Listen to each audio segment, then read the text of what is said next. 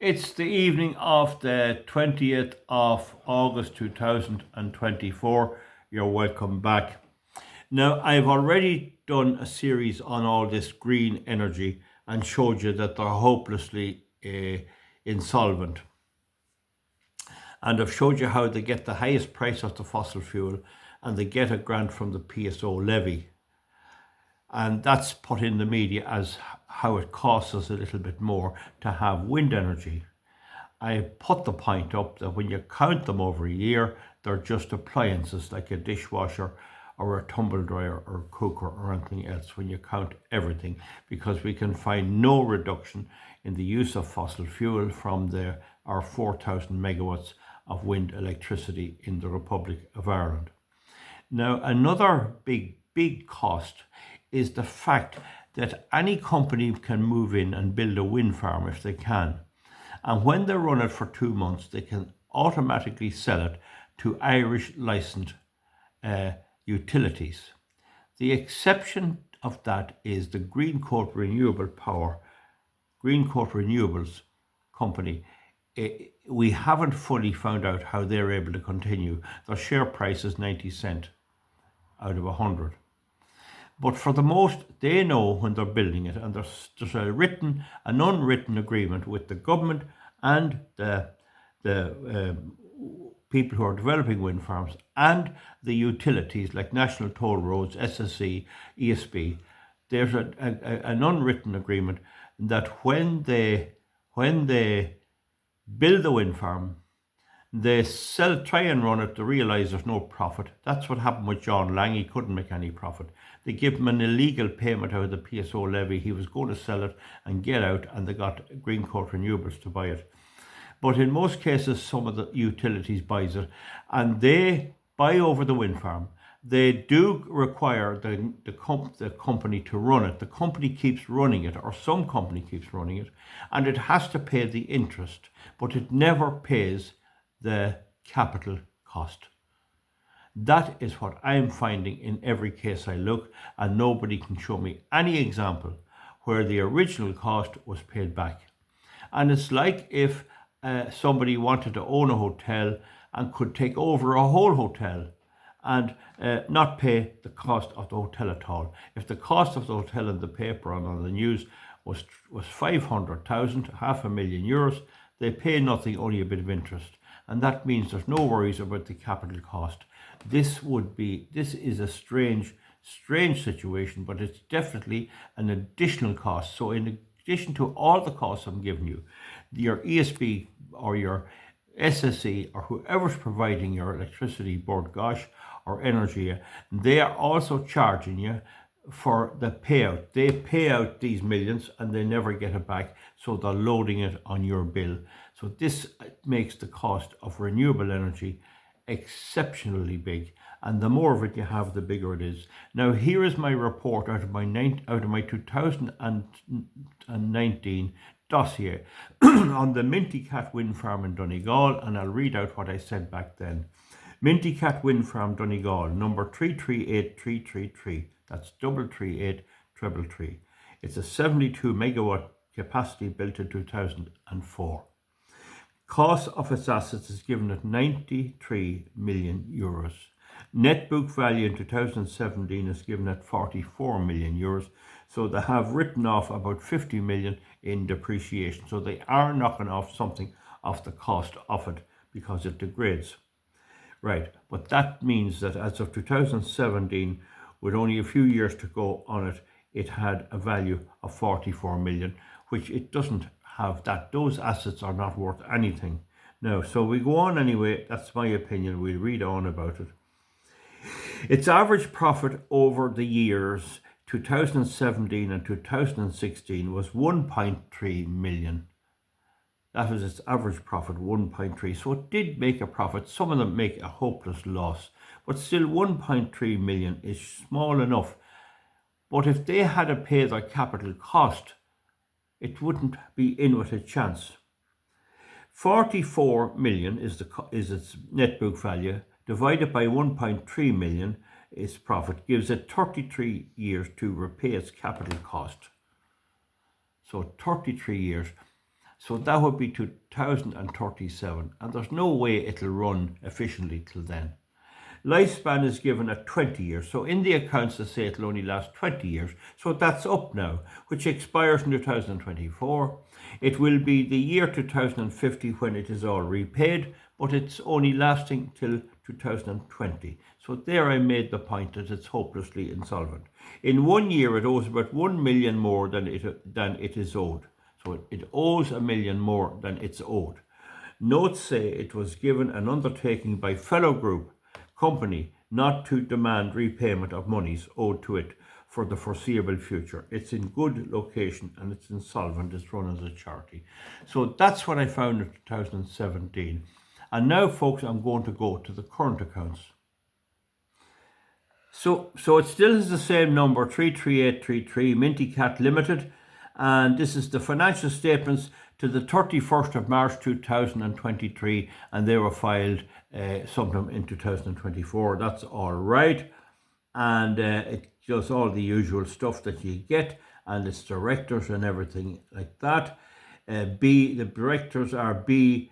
Kline, EU based, M. Ryan, EU based, and company secretary is B. O'Connor. And its registered office is Red Oak South County Business Park, Leopardstown, Dublin 18. And Lloyds Bank, London, is its bankers, and its auditors are Ernst & Young. And now in risk and uncertainties, they say that lower wind speeds than anticipated. I have said that.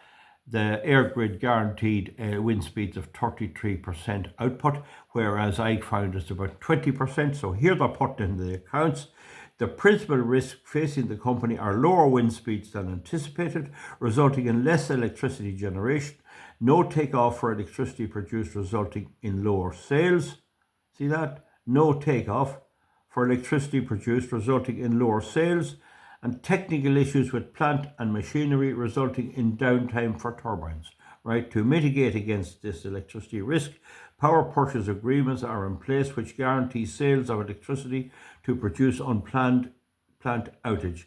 The company has access to a team of experienced operators who are responsible for monitoring wind farm performance. So here is to have some kind of a racket where they can provide sell electricity when there's none. I don't know what that is, but it's a power purchase agreement are in place which guarantees sales of electricity. So how can that be? Is there not something wrong there? To reduce unplanned outage, the company has access to a team of experienced operators who are responsible for monitoring wind farm performance, carrying out regular maintenance and ensuring the availability of adequate stocks of essential replacement parts. So that's enough there. What is that? What is that to do with saving the planet, and what is that to do with cutting CO2 when it's some agreement that lets them sell? So we'll move on.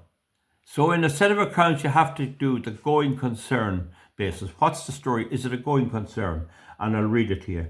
The financial statements are prepared on a going concern basis, which has been supported by the provision of a parental letter of support from SSE plc. So it's owned by SSE plc. The group letter of support confirms that the group will provide support to the 31st of December 2024 where required. The directors are satisfied that the group has the ability to provide this support should it be required. So there you are. The directors of this wind farm are satisfied that SSE has the money to provide support and not let them collapse.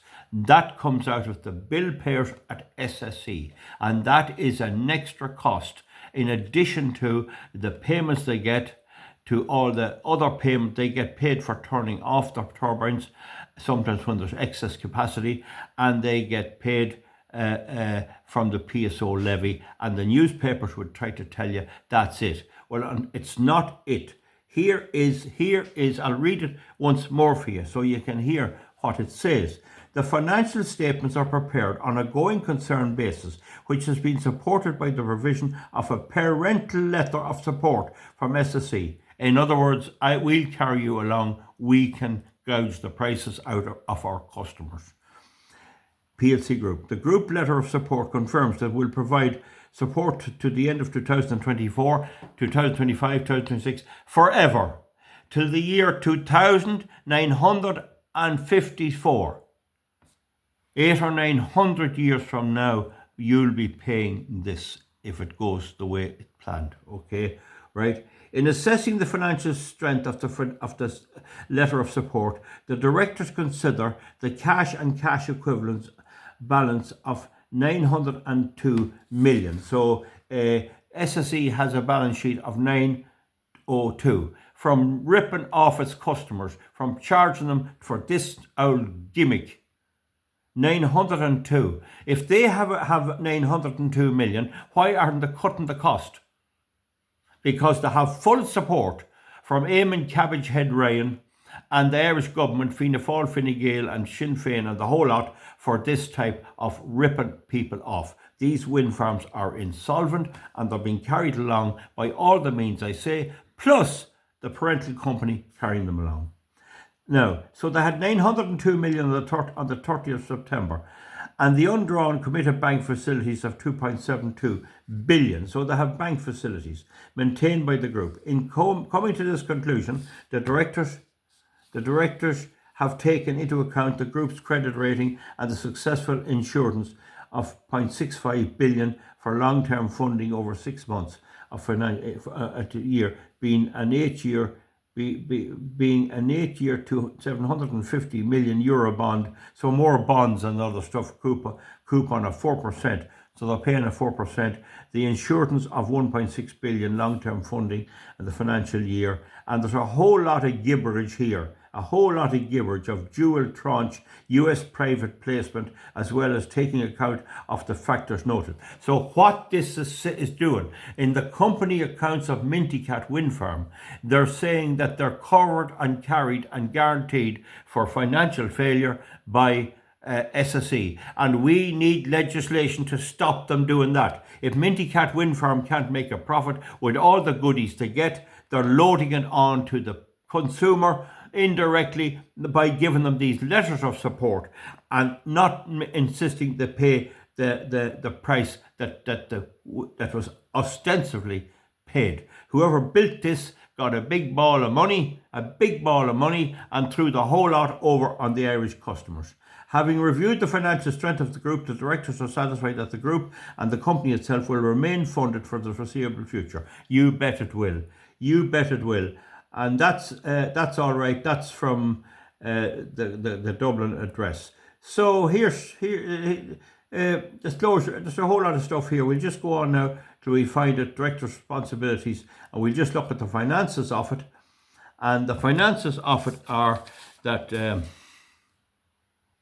the profit after tax for 2022 was 2.8 million, and the profit after tax for this will be when the pay all for 2023 was 3.7 million. Okay, now the current liabilities for the same year are 4.3 million and 2.5 million.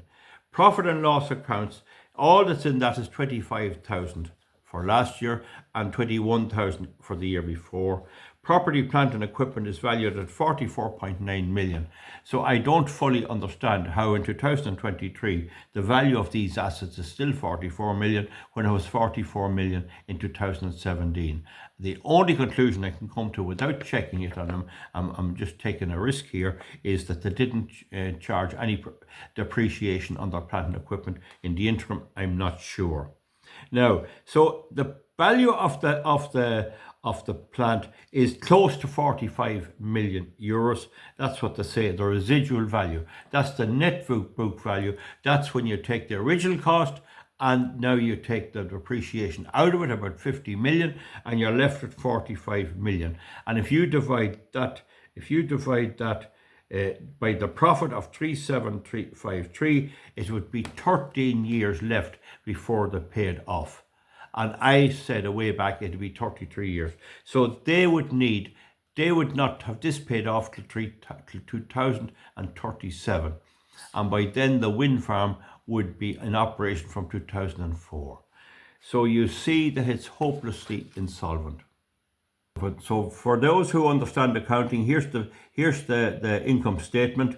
The revenue, 2022, we just read last year's. It's a bit less the year before.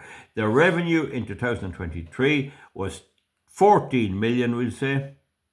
The cost of the sales, that's the expenses that it took to generate them and repairs and all that, was 8.191 million. So 13 as opposed to 8.1. Okay, sorry now, 13.9. That's 14 million, we'll say, income. There's 8.1 of cost of sales, and that gave them an operating profit of 5.7 million. Right? There's a financial cost, that is probably the interest on the loan, of 1.32 million. And profit before tax is 4.416 million, and tax was 663, so they did pay tax of 603. So 663,000. That's 663 not 663,000. Profit for the financial year is 3,700,000. 3,700,000. So you have that. So you see that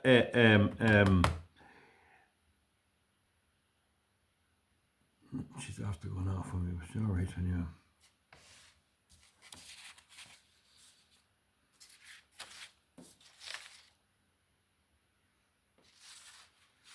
What happened here? Now, just a second now.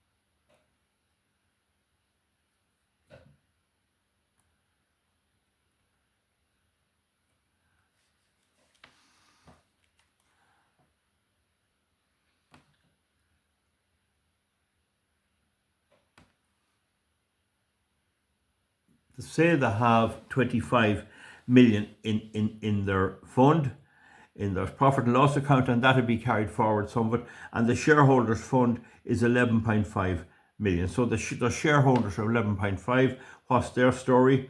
So that's basically it. Now, now just in a note to the account, there's depreciation. Land and buildings is the period of the lease. Operating wind farm assets, 25 years. So there's another 5 years to go. Decommissioning assets, 25 years. So this has to be all pulled down, and they're trying to claim that it's worth something when they pull it down. It'll cost some money to pull it down. Assets in development are recorded at cost. Depreciation of assets in the construction commences when the assets are placed in service. Now, the provision, I said it was for bad debt, but what it says here is a provision is recognised in the balance sheet when the company has a present legal or constructive obligation as a result of a past event, and it is probable that an outflow of economic benefits will be required to settle the obligation. So what is that? We haven't a clue. If the effect is material, provisions are determined by discounting the expected figure, cash flows at the pre-tax rate, etc., etc. So now, this is about decommissioning. So we don't know what that provision is. It may not be bad debt, but it's some provision they have in there. 9 million for a provision that they expect they could be hit with. So I'd say the bill payer will end up paying that. Decommissioning. The company engages independent experts to estimate the cost of decommissioning its renewable assets every 3 years. In the intervening years, management updates the external valuation based on the factors arising since the last formal valuation. Provision is made for the net present value of the estimated cost of decommissioning wind farms at the end of the useful life of these facilities. This includes developmental assets, where if the present obligation exists, provisions is recognised during the construction and period of commencement of the operations of the site. The estimates are based on the technology and it goes on here. Essentially, they're saying there will be a decommissioning cost. So where is that carried? Director's remuneration is 1.337 million for 2022 and so I hit the wrong button there anyway. So it's on about directors' remuneration. So that's it. 1.337 thousand. That's million. That's 1.3 million seems to be their payment. Now it says here that a value of services to the company for those directors cannot be determined. Therefore, the above value reflects the remuneration received from the SSC group as a whole. Make what you like of that. Now, so you can get it there yourself. Auditor's remuneration, and it deals with all that. So it's all there, and I'll not read any more of it. Now, folks, what I'm getting at here is that this wind farm is one of the better performing ones, but it cannot pay its costs. It's relying on SSE electricity. It says it in the accounts. When they're in any bother, SSE forgives them any debt. And that appears to be that they never pay the capital sum in part or full. Now, it would take more examination of that, but this is what I'm saying. Along with the cost you pay for your renewable energy, you're also paying the parent company to carry these people along so that they don't fall. Only for that, they'd be gone long ago. There wouldn't be a wind farm in the country. Now, bear in mind, in that situation, Eamon Cabbage Head Ryan wants to build far more onshore wind farms. He wanted to build one up in Meath, quite a big one. He tried to build one in Kildare, and he tried to build one in Kilkenny, and I've been involved in them, and we have stopped them for the moment. So that's on hold. And then he wants to go into the sea and start building them on sea, and every one of those on sea will have to be taken over after they're built at a huge lump sum profit to the cowboys that will build them out there, whoever they may be. Whoever goes to build them, they'll be able to sell them on within a couple of months, and it'll be an Irish utility that will buy them, and they'll forgive the cost, and the cost will be charged to your bill. So not only will you have the highest electricity prices in the world at the moment, when they build those, if they get building them, your electricity could be up to 3 times higher than that of the next nearest one in the world. Now, if Keir Starmer gets going, he might be second. So Britain could have the second highest. Ireland could have the highest. It'll be between the two of them. And the bills that are being now will be massively bigger. They'll be massively bigger. And you see people commenting underneath about their bills. We look at that again. So you won't be able to afford electricity. It would take all of an old age pension to pay the electricity bill alone. And for those who are thinking of getting electric cars, don't forget, where is the charge going to come from? Only these set of accounts, and these is only one. This is reflective of 40 sets, and I'll do some more for you. So you see the massive cost of renewable energy. And there was on the GB News there tonight, I saw some people advocating Keir Starmer is right. We have to do something. We have to panic. He didn't know what the result of his windmills was going to be, but we have to do it. And the other fellow said, it's a religion with you. No, he says we have to tackle this sometime. Right. What is it doing? Only making people poorer with no cost-benefit analysis as to see what it does for the environment. Imagine putting those out in the sea. Imagine what they'll do. And then the cost of this, all handled on the electricity bill. And I think unless we can change the Irish government, that will not be stopped. Well, we'll stop it with the SEA directive. I'm wrong in saying that, but the government's plans to do it will not be stopped. They'll plan it. And Keir Starmer will probably get away with it, because I don't think out of the 58 million people in the United Kingdom, there's one of them who would take on and beat him on the SEA directive. I don't think they will. He'll do no SEA, he'll plough on and he'll build it. So England has no hope at all, and that includes Northern Ireland, unfortunately, because it's part of the UK. We still have a wee bit of hope here in the Republic of Ireland. Cabbage Head Ryan is jumping ship, probably got offered a job, so it's our job to make sure that we get down to this and get legislation that companies must, each company in the power generation must carry its own way and make its own way in the world, and not be carried, so that everything's above board, everything is open, and so the bill payer knows exactly what he's paying, and that the Irish Independent, the Irish Times, and all these papers cannot lie and openly lie and tell these lies to the people. All right, comment underneath. That's the way it is. You can get those set of accounts. I've given you their number. I've given you the company number. It's 338333. You get it off the Companies Records Office. Good luck. Those accounts were for 2023. So the best of luck. Hope I'm helping you out to figure how the scam is operated. Good luck. Bye-bye.